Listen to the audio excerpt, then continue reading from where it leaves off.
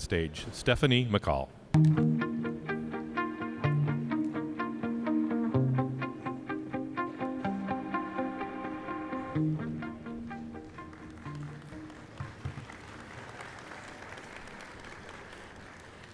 Good morning and welcome to IWCE 2018 in Orlando. I'm Stephanie McCall, Show Director for IWCE. We're happy to have you here and thank you for joining us for this morning's keynote address with Thaddeus Arroyo, CEO of AT&T Business and FirstNet Built with AT&T. Before we start, I'm excited to announce some of our upcoming projects this year. IWCE will be hosting a new in-person event, IWCE's IoT Saving Lives, which will take place May 14th and is co-located with the Internet of Things World in Santa Clara, California. In addition, IWCE will host the IWCE LTE Communications Forum in Chicago, November 6th through the 7th.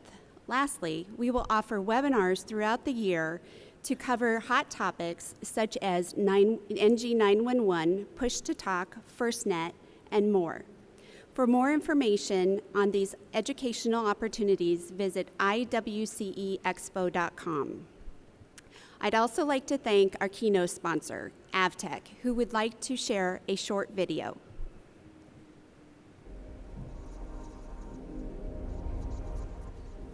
Change. It's everywhere you look, and it's happening faster than you can imagine. In a world of mission-critical communications, where lives and resources are at stake, change can be daunting. People and resources need to communicate and coordinate across ever-changing boundaries, evolving requirements, new technologies, incompatible systems, and constant cybersecurity threats are just a few of the challenges you may be facing. Change is inevitable, but how you deal with it is where the rubber meets the road. We are Avtech, the leading independent provider of advanced dispatch solutions. Since 1979, we've brought 4 generations of systems to market, pioneering technology to help organizations better communicate and coordinate resources. Today, the Scout IP platform is the most advanced dispatch solution available, continuing our focus on serving critical communications across diverse markets and industries. We help first responders manage resources and react quickly to save lives, protect property, and keep our communities safe. The major U.S. airlines, Class 1 railroads, and some of the largest energy companies depend on Avtech to ensure the safety of their workforces while carrying out their most critical missions. From the world's largest media, technology, and manufacturing companies to small organizations and agencies, we help eliminate the barriers to seamless communications. With state-of-the-art facilities and a team of more than 130 professionals, including software developers, project managers, and engineers, we are committed to our clients' success. By embracing open standards and partnering with the best technology companies in the industry, we give our clients true command and control that integrates to any system. Finally, you can have a flexible dispatch platform to enable solutions for practically any type of situation or environment. And our commitment continues with SCOUTCARE, a software maintenance program that ensures the heart of your communication system is always current, compatible, and capable. Sure, change is inevitable, and with Avtech, you'll be ready for it. Avtech, one platform, unlimited possibilities. And now to our keynote speaker. Thaddeus Arroyo was appointed CEO of AT&T Business in December 2016.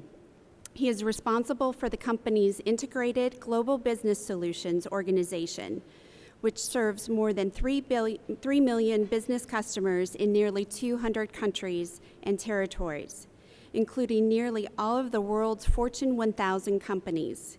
His organization is responsible for the FirstNet network. Thaddeus has a vast experience driving strategic growth through change.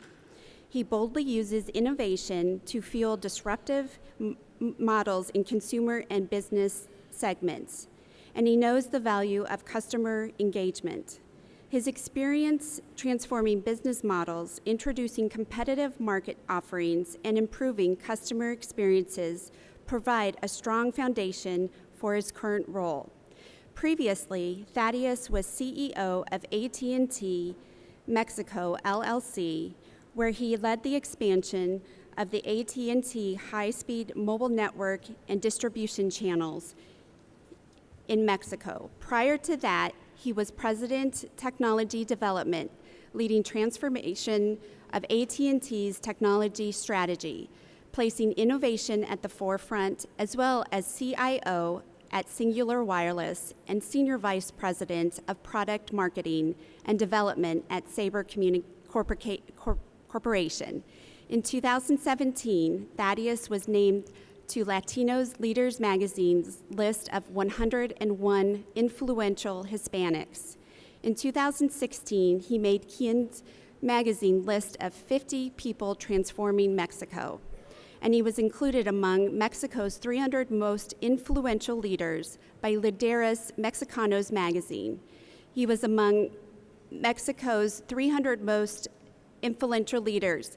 He was named one of CNET's en Español's 20 most influential Latinos in technology in 2015. And in 2014, he was named the CIO Hall of Fame by CIO magazine and earned MIT Sloan's CIO Leadership Award. He serves on the board of directors of Total Systems Services, Inc., the National Center for Women and Information Technology, and the Hispanic IT Executive Council. He is Governance Fellow at the National Association of Corporate Directors. He also serves on the SMU Cox School of Business Executive Advisory Board and has a Bachelor of Science in Mathematics from the University of Texas at Arlington and an MBA from Southern Methodist University. Please welcome Mr. Thaddeus Arroyo. Thank you so much. Appreciate that. Good morning. How's everyone doing? We need to send the summarized bio next time, I think. That was, I think my mom wrote that one. But good morning and welcome to day 3 here of the International Wireless Communications Expo. And I know that for some of you, as I look at the schedule, you've been through a few sessions, and for others, you're just beginning your journey. And let me first say what an honor it is to be here and to spend a little bit of time talking about the journey that we're on, building out this FirstNet network. And I think as we move forward, hopefully you'll leave here as excited as I am about this great potential that we have to begin to transform what we do with public safety communications. But before I get started, I want to take a moment here to pay tribute to a man who devoted much of his life in this space, and more recently for ensuring that FirstNet meets the needs of America's first responders. And I'm referring to Tom Sorley, the chair of the FirstNet Public Safety Advisory Committee, who unexpectedly passed away at the young age of 53. Tom was an incredible public safety leader. He had more than 30 years of experience, and he took that experience into the chairmanship role of the PSAC last year. He was focused on driving high standards for the future of public safety, communications as a whole, and his dedication and deep commitment is something that's going to be felt in the mission as we drive this forward. It's a mission that's inspiring to us. We're thankful for Tom's tremendous service, and we're going to continue to honor his legacy, and we're going to honor that legacy as we bring and build this world-class public safety communications network. We take this commitment very seriously. So today I want to detail the work that we've completed to date, as well as outline some of the work that we'll be completing into the future around this. And then later I'm going to be joined on stage by a special guest where we can explore and have a discussion around the future of public safety communications, the future of public safety innovation. So let's jump right in. You know, it was exactly 1 year ago this very month After a rigorous RFP process, and my team will tell you, it was more than rigorous. It was something that went beyond the extent of thoroughness to ensure that what we do is going to meet the needs of this community, and it's going to do it over the next 25 years. The First Responder Network Authority selected AT&T to build the first ever public safety network on a nationwide basis dedicated to public safety. And even though we've been connecting first responders for over 140 years, I date myself now because I began that journey, but even though we've been doing this for 140 years, this is actually a very rewarding opportunity for us as we look at building on this great legacy that AT&T has had throughout our history. Because like so many of you in this audience, we believe that no connection is more important than a connection that saves lives. You know, and from the beginning, what we recognized as we began this journey is that these rigorous requirements will set the stage for the future of innovation. But we also see the great potential that this modern communication platform can do to do something nothing short of transforming how we bring this public safety innovation to life. We deserve a communications platform that's going to give public safety an unmatched set of tools and capabilities that are second to none, that will allow not only our public safety community to stay out of harm's way, but to elevate the level of experiences that we can bring to bear to keep people out of harm's way. And as we look at this, I want to tell you that we're not wasting any time bringing this to life. We've moved quickly beyond concept into the reality of bringing FirstNet into fruition. So let's look at a few of the key milestones that we've accomplished just over the last year.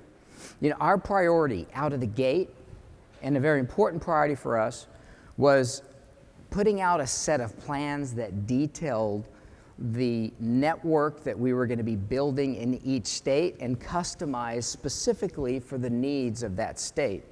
Working with the First Responder Network Authority, we completed those plans in June and published them. That was a full 3 months ahead of schedule.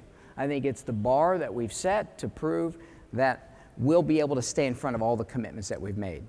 In July, Virginia became the first state to opt in, and this set in motion a series and a chain of events that bring us to really, as we exited the year, into a position where we had a clean sweep of proactive opt-ins to participate in this. All 50 states, 5 territories, and even the District of Columbia.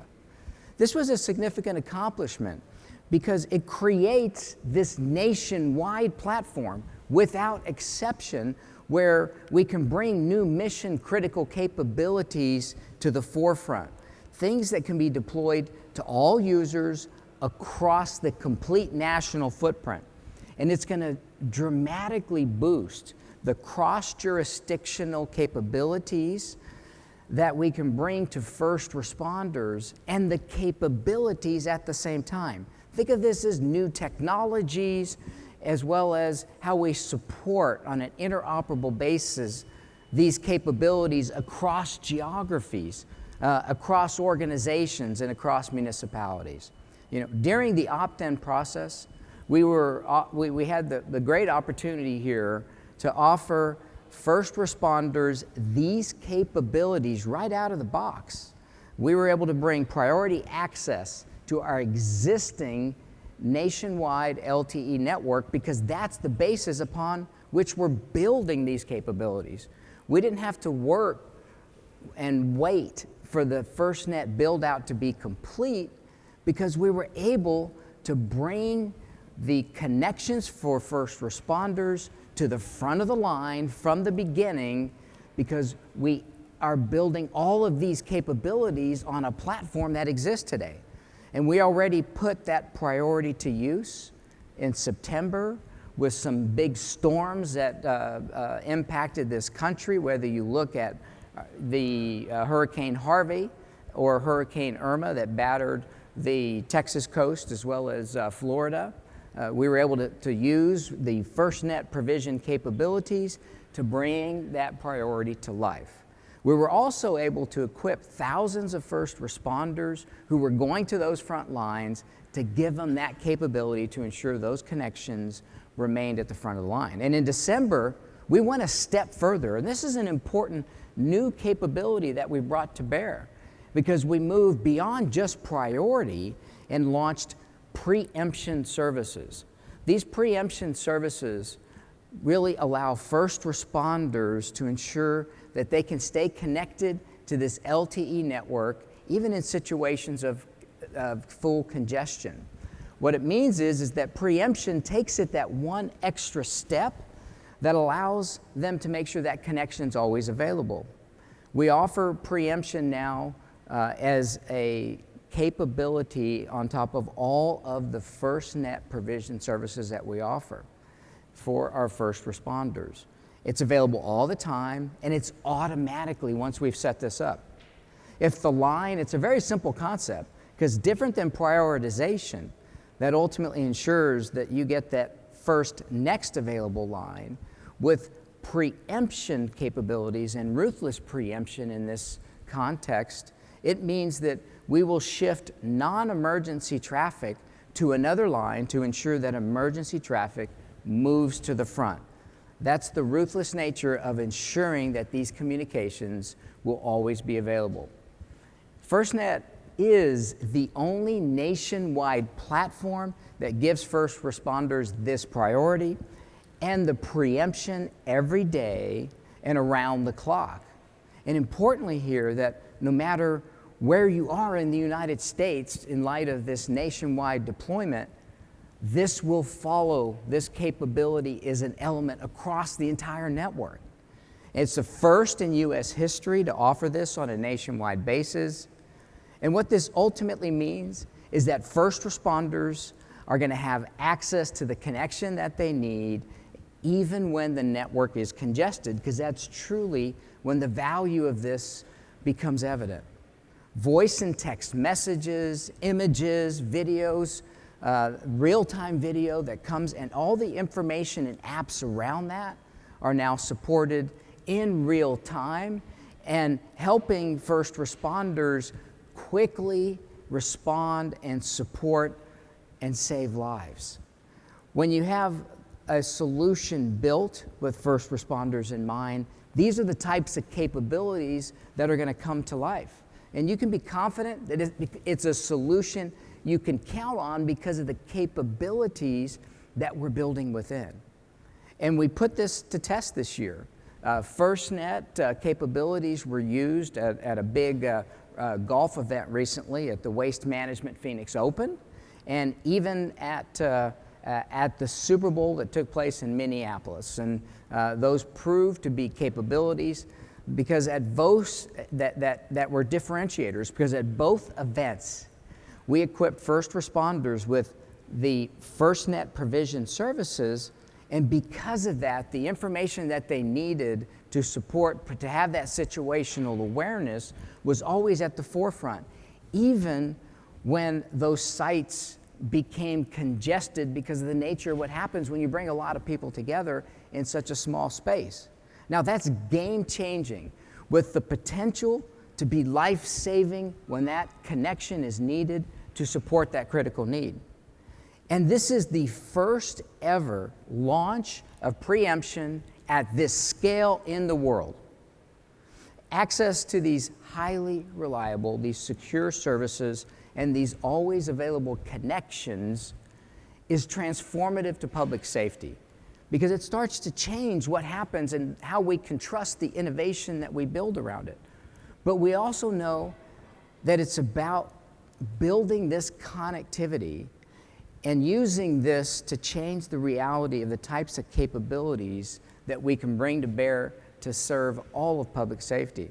That's why last year we also took that next step. We built the first ever development community that's dedicated now and geared towards America's first responders.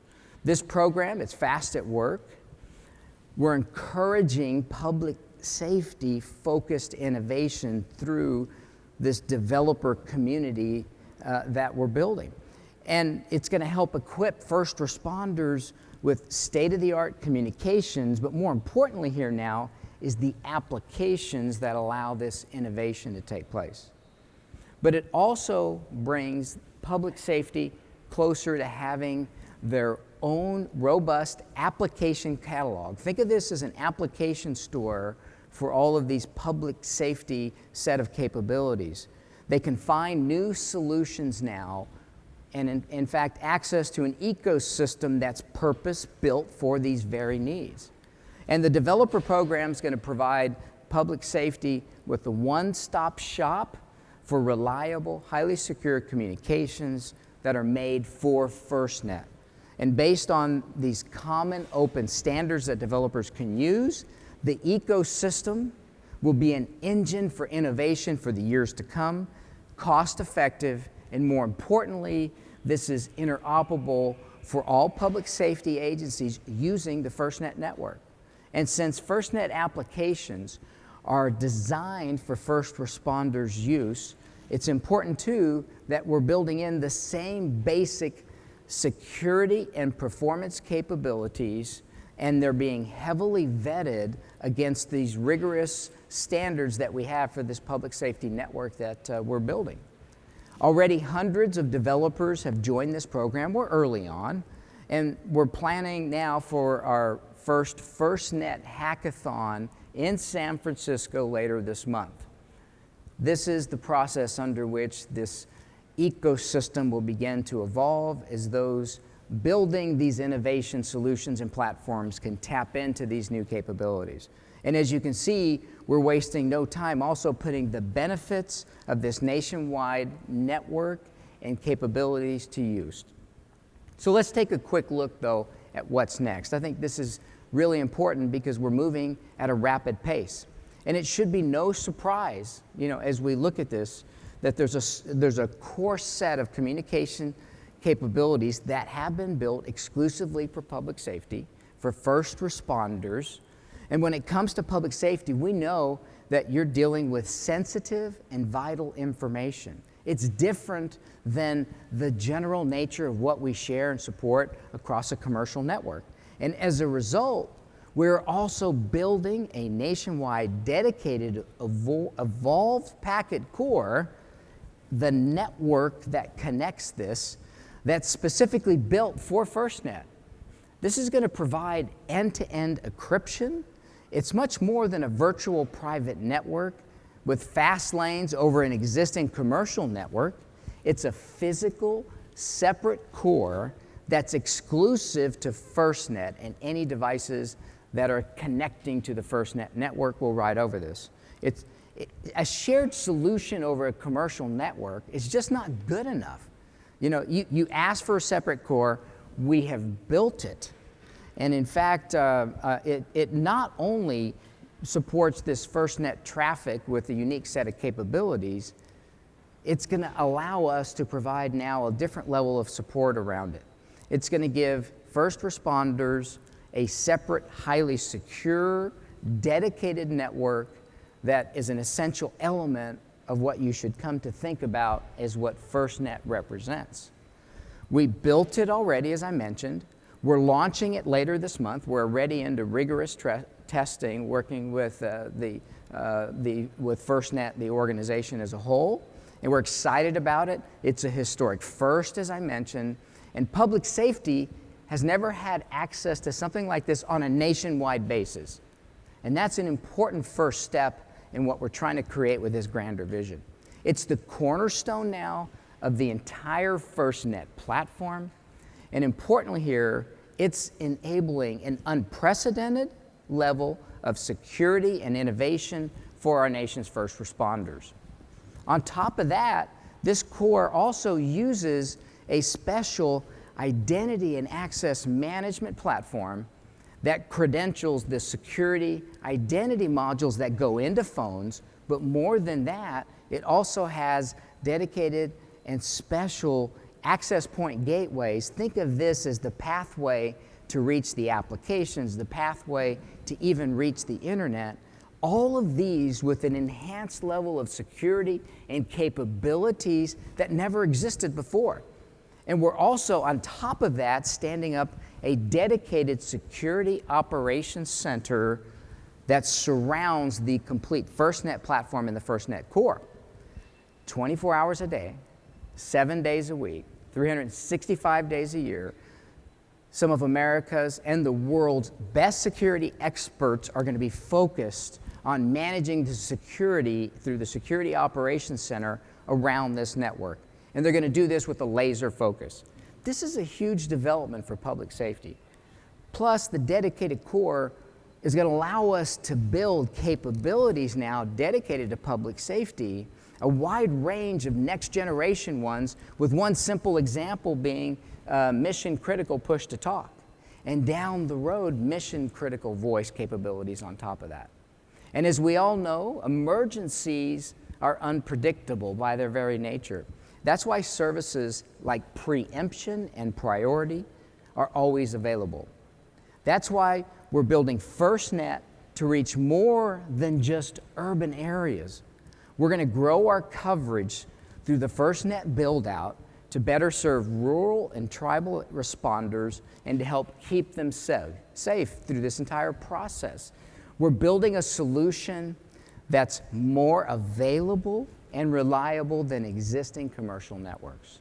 And to do this, we've started, though, with the base and a set of assets that are unparalleled, and that's because that is based on our existing AT&T LTE network and our infrastructure. That's the foundation that we build on.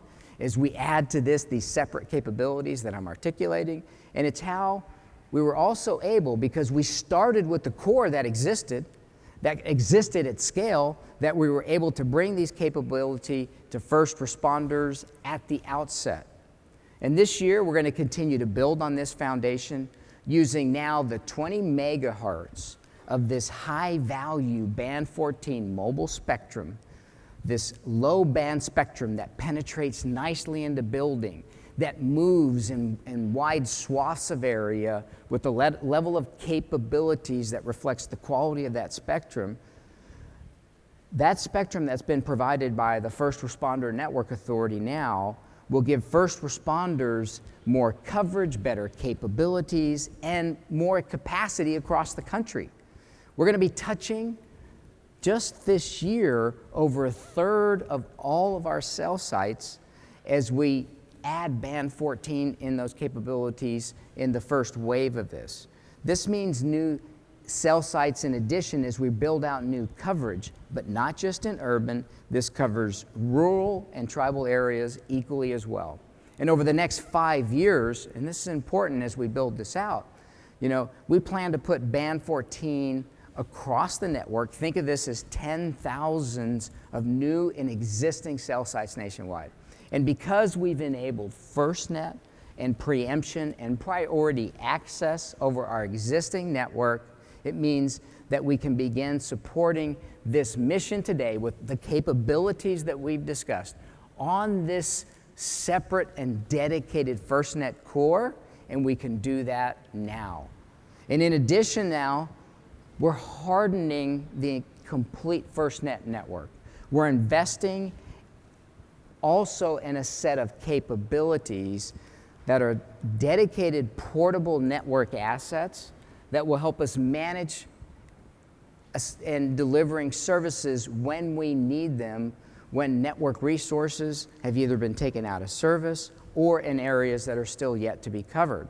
We're going to manage this through our FirstNet, we call it the deployable program, and it's unique to public safety. This is going to be dedicated to this mission. It's going to provide additional coverage when and where needed, with more assets than we've ever had in our inventory to support these set of deployables. And this innovation would also not be complete without a robust set of smart, innovative devices that connect to this network. And we're committed to use our vast relationships with device manufacturers to deliver next generation technologies to public safety. We're going to unlock access now to top of the line devices that you can use to support the various missions that you support. And in addition to hardening this network and building these capabilities, these assets will drive, these new devices can drive a whole new set of capability to actually drive innovation. We also promised to make sure, though, that these devices would be equipped with Band 14 functionality. And we're making great progress on that. In less than a year, we've hit the commitments that we originally outlined in terms of bringing this to market. And not only that, we have a portfolio of certified devices today that is ready to be used on the FirstNet network. We've also recently introduced a set of new specialized and even commercial device options that are going to meet all the varying needs that you can envision through this innovation ecosystem that's evolving. And later this month, first responders subscribing to FirstNet can add Samsung Galaxy S9, the S9 Plus, Sonom's XP5S, and XP8 smartphones to the list of modern devices that actually will have Band 14 built in already. These devices will give you the ability to tap in this full power of FirstNet and the application ecosystem with preemption, and also in a form and functionality that will support mission needs outside of those traditional ones and bring a new level of innovation into the capabilities that we can put on a very small, ruggedized mobile devices. We're not just expanding your device portfolio, though. We're also expanding how you can even sign up for FirstNet. And as we look towards creating these pathways for making it easy to consume these applications and to consume and get signed up for FirstNet, we're going to be offering subscriber-paid service through our AT&T retail outlets. Once we confirm eligibility, which is a very important element of what we do as we add these preemptive services on top of it, just by example, volunteer first responders will be able to walk into more than 5,300 AT&T stores and subscribe to that service.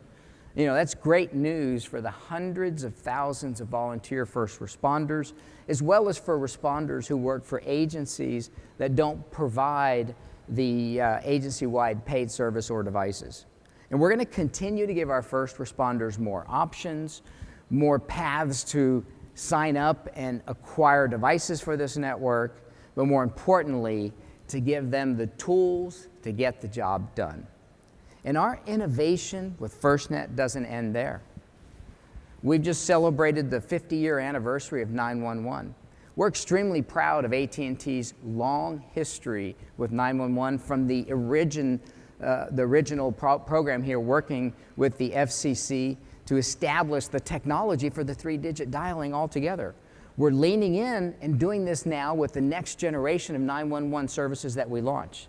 Next Gen 911 is going to take 911 services into the next 50 years.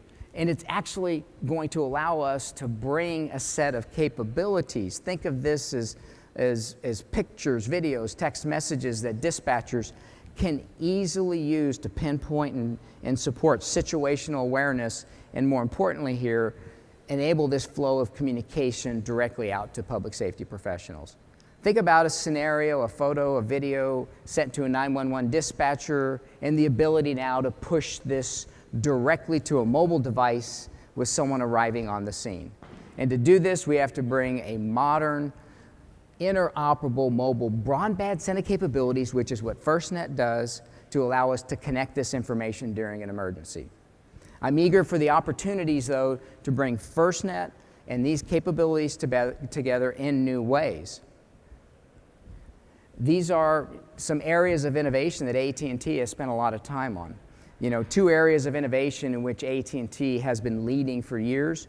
We launched our IoT business back in 2008, and today we have more than 38.5 million devices connected to our network, and it's growing at over 2 million a quarter. And through our strategic collaborations on the internet and the Internet of Things experience that we have to bear, we're going to be able to bring this type of innovation now into the integration with FirstNet. And ultimately, we'll connect first responders to the world around them like never before. It's an exciting time to think about these new potentials. And I want to share just a few quick examples of this. Connected vehicles. We do a lot today around connected vehicles. It's a good place to start because we can use our all-in-one asset management and vehicle tracking capabilities to actually begin this innovation and bring new capabilities when you get a richness of data into the field. Fleet Complete, one of our products that we use for this, can provide the destination, the speed, and even detailed engine diagnostics of what's happening on a vehicle. But we can also build geofencing capabilities around this and give incident commanders and central commanders new insight to assets in the field. We can also extend that same capability to dispatchers just as easily. All of this bringing this transparency and control to public safety. This is a new way and a new model for how we support this vision. And of course, I have to mention connected drones. We see the future where we'll tap into those capabilities. It's the potential to deploy connected drones to improve this situational awareness and tie it into the mission in a new way. And importantly for both of these, when you provision these, when you put these into place, using FirstNet capabilities with prioritization, it means it's going to work. It's going to work when you need it despite the nature of a congested environment that you may be in. And let's take smart lighting solutions, for instance. I think this is a great example. The work that we're doing with smart cities allows us to take digital infrastructure solutions, work with the cities, and actually put sensors and cameras into play. And it really helps us now then take that capability. Not only can you improve how cities support their citizens, as we integrate that with FirstNet, we'll be able to bring a whole new set of capabilities to life. And this information can be used to support response, help situational awareness, and more importantly, boost collaboration. Plus, all FirstNet subscriber traffic is routed through this separate core with a higher level of security and capabilities than ever before. And what's really great is that we're only scratching the surface on possibilities. We have whatever you can envision is the ability of a capability to evolve this. And with FirstNet and working with the FirstNet Responder Network Authority, the entire public technology ecosystem, we're going to continue to innovate like never before. We're going to work together as we bring in this next set of capabilities and keep this network at the state of the art, whether it's 5G or even 6G down the road. The ultimate capability that we'll bring to bear is a current capability that will allow you to innovate like the commercial sector has innovated for years. We know that we're being trusted here with an unprecedented responsibility, and it's an incredible privilege, and I think it recognizes the long-standing history that we have responding to crisis and supporting public safety. We're going to hold ourselves accountable. This is very important for us, and we're going to build this to the high standards of public safety. We're also being held accountable by the First Responder Network Authority, not just now, but in the years to come. We will be measured against the commitments that we've made. And importantly, no matter the plan or data speeds that you require, we have many options to support that. And I hope that this was an inciting glimpse into not only what we've done and what we're doing and our confidence around how we're going to reach that mission, but speaking of the next generation, I thought we'd spend our last few minutes together here today maybe delving a little more into this art of the possible. And for that, I want to call Ken onto stage because we're gonna delve into this and have a quick discussion here around the future of this art of the possible around technology. So please join me in welcoming Ken Rabin, the founder of CompSite's Insights, to the stage.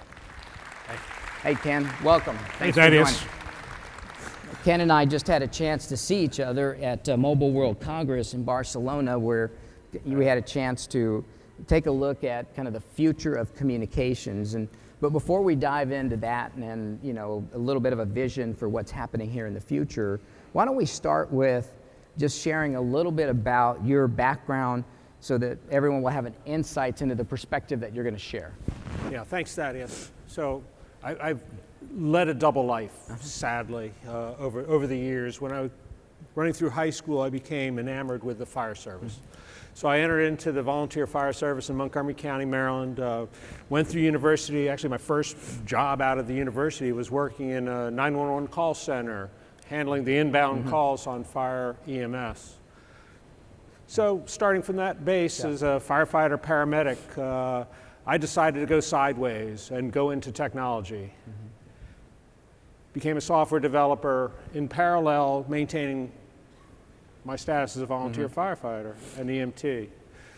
Became an industry analyst about around 2002, tracking the evolution of mobile radio technology, 2G to 3G to 4G. Now we've got 5G.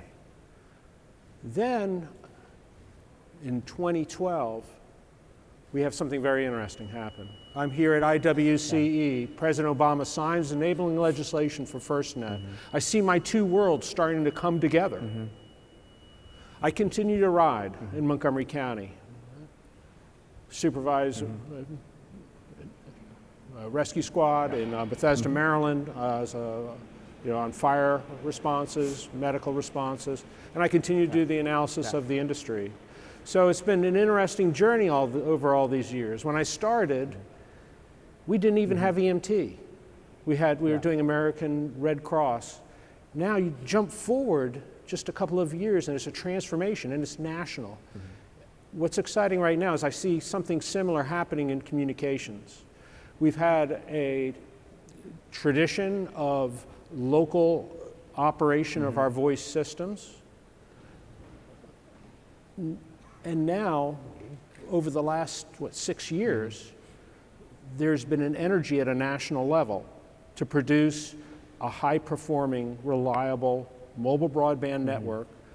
But more than that, through the efforts of NIST with PCSR, the Department of Homeland Security with Science and Technology Group there, stimulating innovation that will take advantage of this amazing elixir that we're going to get with mobile broadband that we can count on.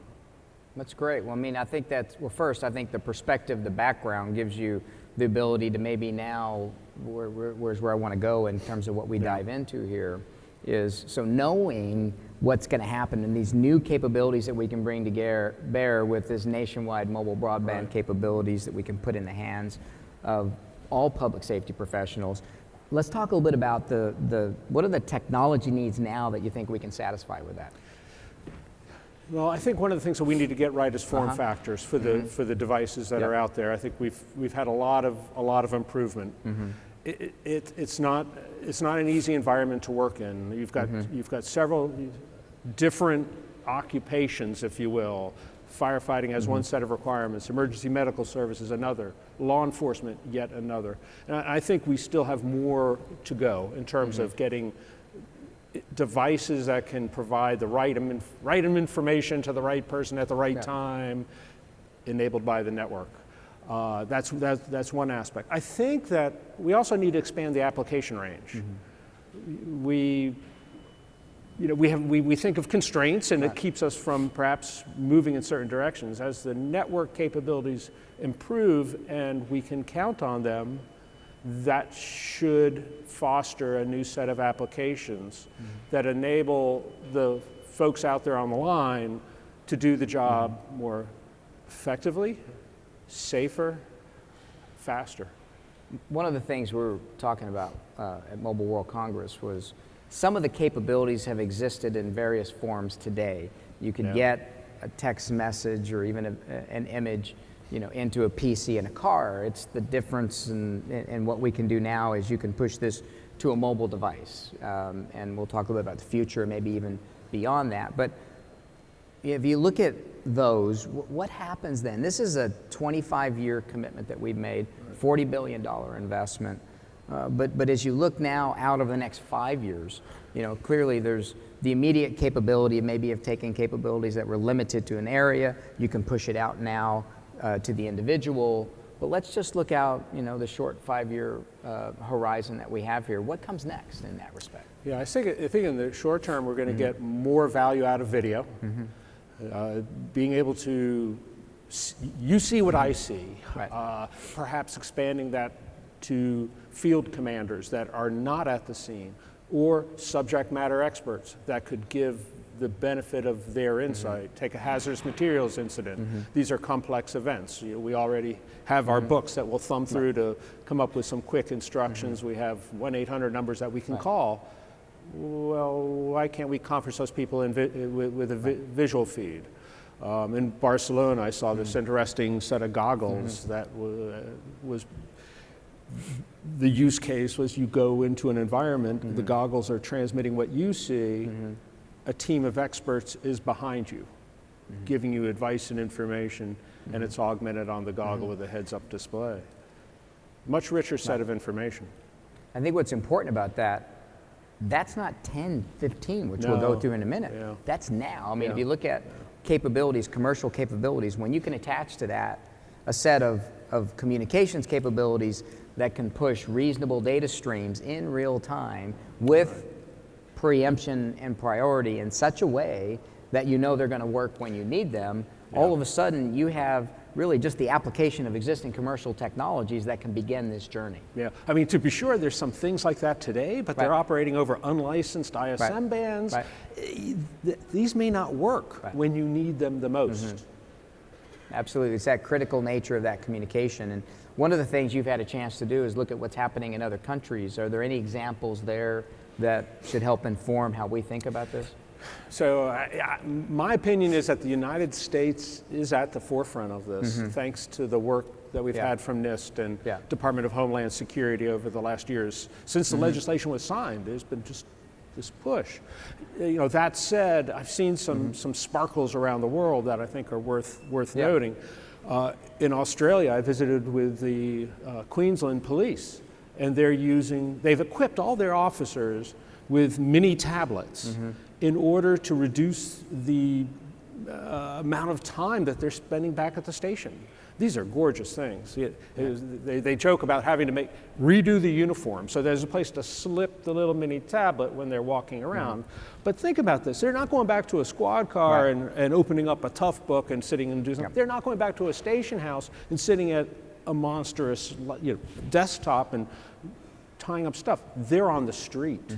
So I love the story they tell about improving the customer experience. So they do a stop for a biker gang member. Well, they want to improve that customer's experience. So it ends up being actually a shorter stop when everything is on the tablet and they're boom, boom, boom, boom, boom, boom. They record the details and off they go. So that was one example. Another example I saw recently, and this is maybe looking a little bit more to the future, in Germany, they are looking at modifying the laws regarding drones and making it possible for beyond visual line of sight flight and establishing the concept of a dispatchable drone around the countryside so that when 112 call comes in for an auto crash on the Autobahn, well, you could launch a drone at the same time you're dispatching your other resources, and now, thanks to LTE, you have the ability of a central control center to get it over there, flow video back, and look down the road, the incident commanders, the first folks in can actually see that on their device, have a size up, which size up is so important in these incidents, an early 360-degree size up. That's fantastic. I think that's powerful. I think it's moving beyond kind of the tactical use, and in a FirstNet world, the ability to look at it not just locally but centrally, but now looking at more of the strategic ability to deploy assets at changes the way you work. Demand. No, I think that's a really important one. But I'm going to challenge you a little more here. Then let's look further out. I mean, one of the things, and with our commitment here with FirstNet, this isn't just what we're launching today. This will go into 5G and ultimately into 6G. So let's look at beyond the 10-year horizon. What are some of the advances that you see that will really begin to push this envelope on a whole new set of capabilities? So You mentioned the term 5G, and at Mobile World Congress last week, I saw some evidence that this is moving far more rapidly than I would have dreamed 2 years ago. Some of the innovations are just breathtaking and also enabling. I saw indications of an ability to, for your company, cost effectively coexist, have 5G and LTE coexisting in the same spectrum. That, of course. That is kind of amazing when you think about it. And it suggests that we're going to see a faster creation of devices that take advantage of the properties. So what does that mean? If you look at 5G, not only is it radio technology with high bandwidth, so a lot of information, but there's a change in the architecture of the network. So we're going to take the cloud and bring it to the edge of the network. Two things are happening here. We have an improvement of latency with the new air interface that we get with 5G, and we get an improvement of latency with the edge computing coming closer to the end user. So think about on a fire ground. There is the potential for an enormous amount of information interaction between the team in the structure, devices that are in the structure, flowing information to this edge cloud. Wait a minute, we're talking long term, so we're going to see AI and machine learning really take root, become useful to the trade, and start opening up faster decision processes, more informed decision processes. In my mind's eye, and I'll just dream, if you give me a minute, let me dream. So in the fire of the future, first new engine company is going to roll up, and before they start the 360-degree size up, well, hopefully that was already done by a drone that was dispatched, and the engine company officer and the incoming incident commander had a chance to look at it while they were en route. Of course, I got to get dressed, but small details. Anyway, you get to the structure. Don't go inside. Open the door and throw in an interior drone. These things exist today. They're not in the right form factor. That has to be improved. But let's say we can solve in the future some of the payload issues, how much weight we can carry in these things. How about if this was kitted out with thermal imagers, atmospheric sensors, and it just starts roaming around the structure. Second new engine company comes in, get another one, toss it in, they operate as a swarm. They're using 5G to flow back to a mobile edge computing instance that's perhaps in the command buggy that's parked outside. Information is collected over, 3-5 minutes as these devices are flying about the house. There's a thermal, the AI determines that on the second floor in the Bravo Charlie quadrant of the building, appears to be the shape of a person. Maybe that's your first priority, and you're getting recommendations back to you as to what the interior of this structure looks like, where are the challenges. So a very different way of approaching things, and be much safer and result in better mission at the end. Well, I think it's powerful. I also think that these aren't far-fetched ideas, and when you start looking at the ability to take latency out, it's immediate. And you add in artificial intelligence, machine learning. We're doing things today to inspect our towers with drones that it's after the fact because the compute is not on the edge. But when you get compute to the edge, video analytics can detect structural integrity issues that the human eye can't. And so those are great capabilities. I think it's an interesting view of everything that converges here into the future. But the ideas will only be limited by the creativity of those who are really attacking this problem. Amen. So I appreciate the time today, and we've run out of our time, and we're going to move on to the next section. So thanks so much. I heard there's a really good gentleman back there. That's right. We have the FirstNet Authority themselves on the stage. So thanks everyone.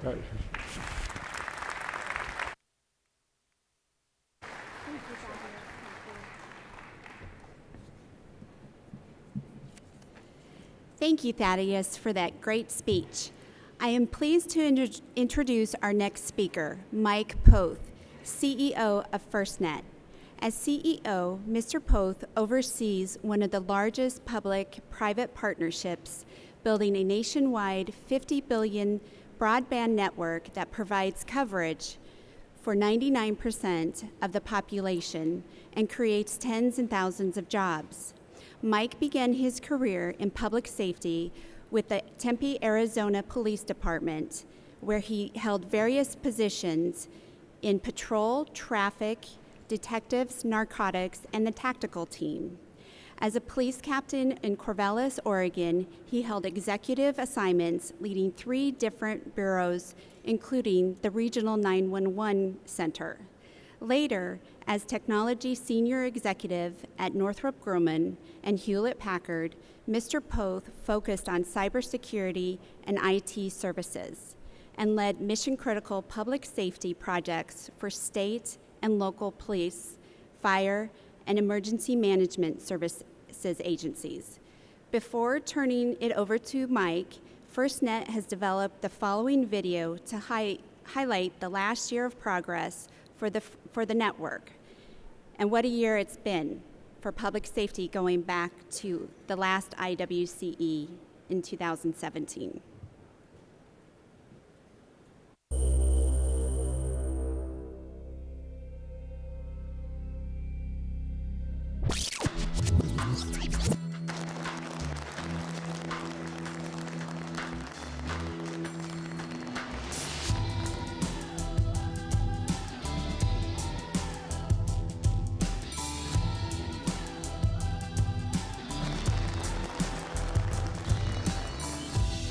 We're doing things that we never even imagined we'd be doing. I mean, I can sit at my desk and pull up a camera and live stream any one of my 61 patrol cars.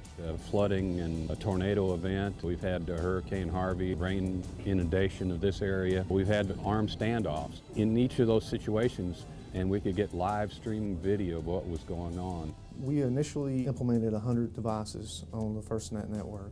FirstNet came in and helped us with that deployment. One of the main reasons we made the decision to transition to FirstNet was because of taking advantage of the reduced pricing that we would get, taking advantage of cooperative contracts throughout the state. There was no upfront cost for the city.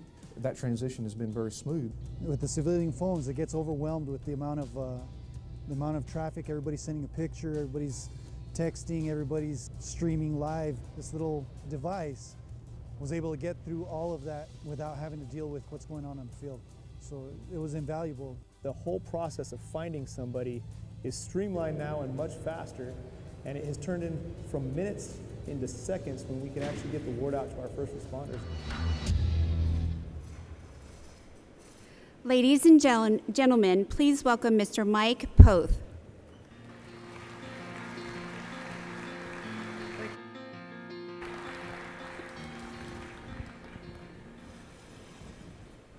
Minutes have turned into seconds. Priority, preemption, better situational awareness. These are all words from public safety, not from FirstNet, not from AT&T. This is actually what is happening today as a result of all the efforts of the people in this room and around the country. Today, public safety is getting the benefits of what they asked for and demanded and fought for years to come. FirstNet is alive and real. It's an exciting, exciting time. Well, good morning. I'm Mike Poth, the CEO of the FirstNet Responder Authority. I'm honored to be here at this conference. It's always a great event. Actually, last year, I wasn't at the conference because literally at this conference last year, 359 days ago, we are actually entering in the contract with AT&T. We executed the contract, but more important, on the heels of that, we also entered into a commitment to public safety. The CEO of AT&T, Randall Stevenson, the Secretary of Commerce, Wilbur Ross, and myself entered into a pledge and an oath for our commitment to public safety.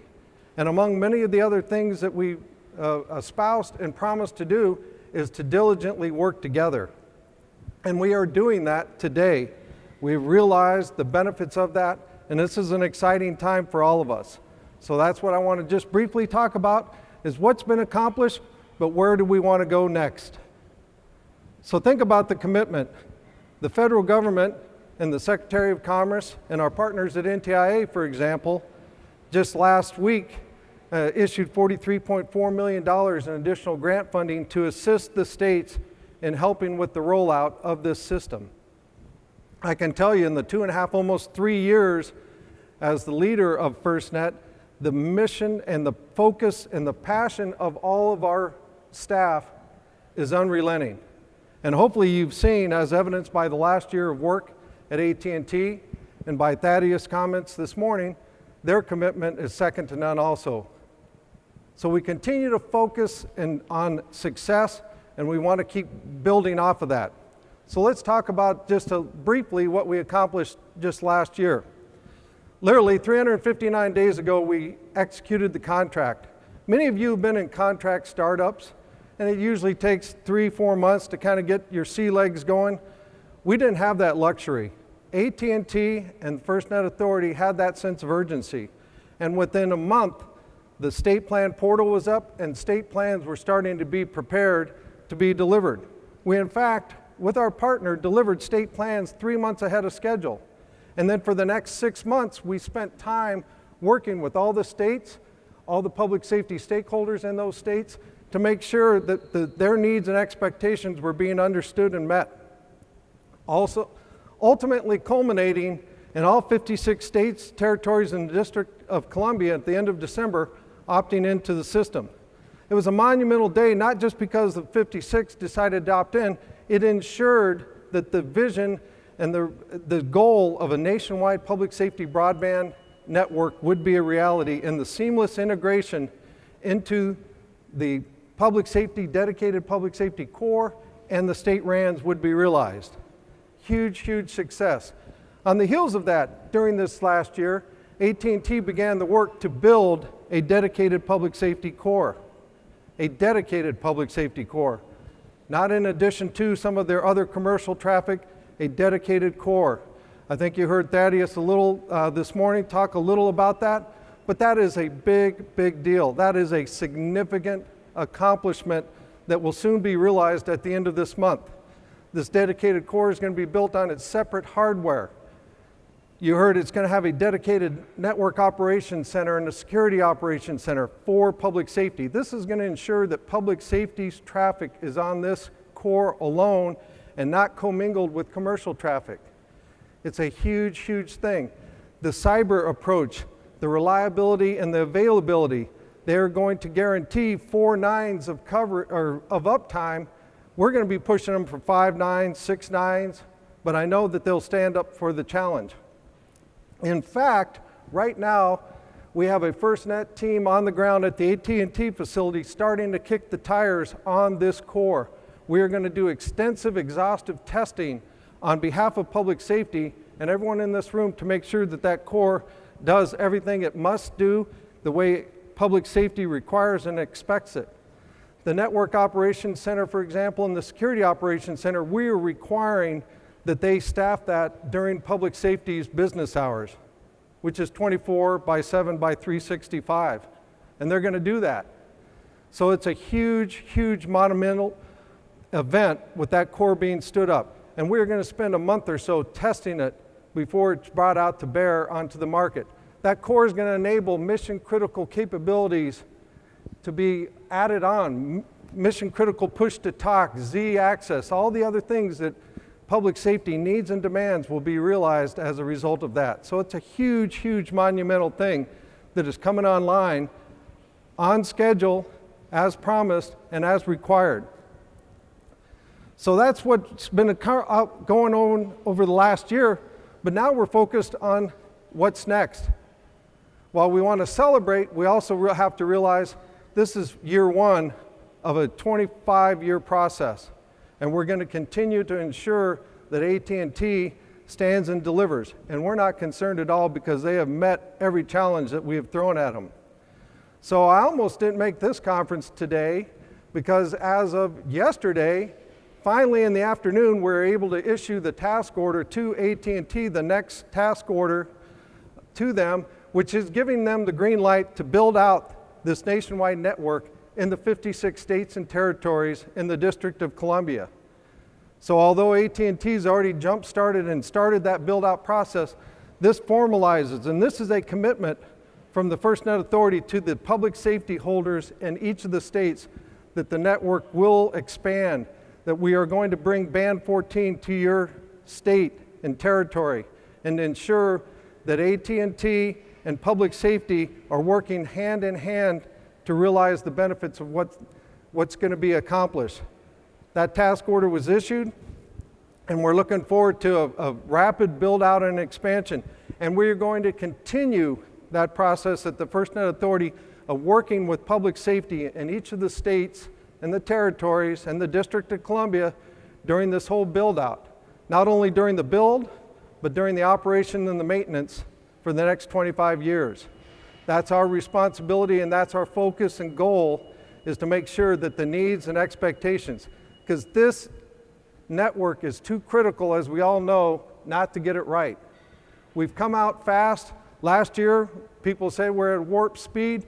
People are sometimes getting impatient. You got to realize this is going to take a little while, but we're moving fast. Priority and preemption is occurring today for public safety. There's over 300 agencies that are benefiting from the use of FirstNet today. And as we build out the expansion, just imagine what's going to happen next. So it's an exciting time. The other thing you probably noticed, as evidenced by this conference, is FirstNet's effect in the public safety marketplace. This is starting to have a dominating effect in the private sector and in the marketplace. Look at the showroom floor at this conference. Look at the over 25 tracks directly or indirectly related to FirstNet. There is a sense of enthusiasm and excitement to be able to bring technology and solutions into the hands of public safety, as evidenced by your participation, by industry's participation, and by the growth.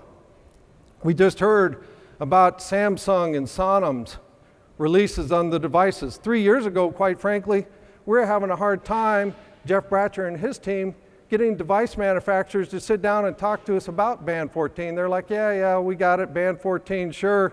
If you ever get something going, we might be interested. Let me see by a show of hands, as you kind of think about, and many of you were involved a long time in this process, how many, when FirstNet was kind of born, you're like, wow, that's a great idea. You know, the Harlan McEwens of the world, everyone, they really kind of drove it, but you know what, I'm not sure it's ever going to come to reality. How many of you in here thought we'd never be at this point ever? One? Awesome. Well, that backfired, right? Well, that's good. I like confidence. That's good. We have to continue to focus and grow. We at the FirstNet Authority are going to continue to work with public safety and listen to them and understand their needs, and then work with the public safety market. This public safety market is not just in the US anymore, it's gone global. There are lots of countries that are still exploring how can they also do something similar, if not exact, to what is occurring here in the United States. And it's our responsibility at the FirstNet Authority to share anything we can with the global public safety community. Because obviously disasters, man-made and natural, are not unique to just our territory. So those are some of the exciting efforts that we have to do. The other thing that we're also focused on is trying to infuse innovation into the public safety market, trying to drive thought leadership in the public safety market by continuing our outreach and continuing our advocacy on behalf of public safety. We are going to make sure that public safeties at the state, local, volunteer, and federal levels are constantly heard, not just with AT&T, but with the entire marketplace. That is one of our directives, that's one of our passions, and that's one of the things our board of directors is going to ensure that we do for years to come. We're not just going to get this built and say it's good enough and then let the market and public safety fend for themselves. Not only are we going to continue to advocate, we're going to continue to provide oversight to AT&T and work with them hand in hand. And if they're having troubles, we'll help them try to resolve what it is on behalf of public safety. But our experience so far is we're very comfortable and confident that this is going to be a great outcome and a great relationship for years to come. But it is a marathon, and it's not a sprint. And as all of you know better than anyone in this room, who knows what the technical requirements and the technology will be 5, 10, 20 years from now? What is the technology needs of public safety in 2038? None of us really know. If you do, then you're probably a visionary way beyond most visionaries we ever thought. But we have a contract and we have a mechanism to serve public safety for years and years to come. The commitment is necessary. The commitment is required. We count on public safety every single day to stand up and make things happen on behalf of our communities and ourselves. Public safety needs to be able to count on us, and we're continuing to do that. Everyone's focused on this network and the build, but think of this network as an environment for innovation. And we're trying to spur some of that innovation. Just last week, in conjunction with the Houston Police Department, we hosted an innovation forum where public safety, police, fire, and EMS from around the country, large and small agencies and tribal communities, came together to talk about what their use cases and what they need for innovation and technology. And we hope to facilitate those discussions for years to come on behalf of public safety, but also on behalf of technologists like yourselves in this room, to make sure that we are doing everything we can to get the tools and the information and the resources into public safety's hands. So we look forward to continuing to infuse the innovation and the technology for years and years to come. And the whole reason we do this, it gets back to what this video said. We now have public safety saying we are doing things that we never imagined was possible and that we would be able to do. So we are obligated as part of the FirstNet Authority to continue to do those things and champion those causes for public safety as long as we possibly can. We are going to not only just facilitate, we're going to put our money where our mouth is with the reinvestment back into the network and the capabilities for years to come. We have a contract and a model that's going to enable that. And the only way we're going to do that, and the only way the board of directors will continue to facilitate that, is what does public safety need? Why do they need it? And how can we help? Those are exciting things. It's a good problem to have, but we're going to be very judicious in how we drive the innovation on behalf of public safety. And the only way we do that is to continue to listen and continue to understand what their needs are. I want to thank you all for being here. I want to thank many of you that were instrumental in the success of FirstNet to this point, but I'd also challenge you, take a deep breath, continue to help us, continue to work with the public safety in your states, continue to work with the marketplace, continue to work with AT&T, and continue to work with the FirstNet Authority. That is the only way that this will continue to get the momentum that we've already realized. It's only been 359 days, and look at where we've come. Can you imagine what's going to happen in the next 359 days? At the next conference, and the next, and the next? Public safety is counting on us. Our commitment is there. You've seen the service already exists. It's already in place. Now we need to take that and leverage it and continue to grow. These are exciting times in the technology world. Every time I go and start listening to people, you hear, wouldn't it be cool to really push things along? What about this? What about that? It is exciting times. When I was talking to my son just before I came up here, he's like, yeah, okay, well, what are you guys going to talk about? I'm going to talk about the success and our focus and our strategic plans. And he's a baseball player, a senior in high school. I said, well, what's your theme for this year? And he said, well, I'm going to elevate, because he likes to try to hit home runs, and every once in a while he gets lucky. I'm going to elevate and I'm going to celebrate. I said, well, that's a great idea. I'm going to steal that. So I wanted to celebrate. We've done that. But we're only as good as our last gig, so we're done celebrating. Now it's time to continue to elevate on behalf of public safety. They're counting on us. We're counting on you. Thank you so much. We hope you have a great rest of your show. Please look up FirstNet Tracks. My team loves interacting, because that's how we learn, how we grow, and we take it back to industry and we take it back to public safety. So thank you all very much and have a great day.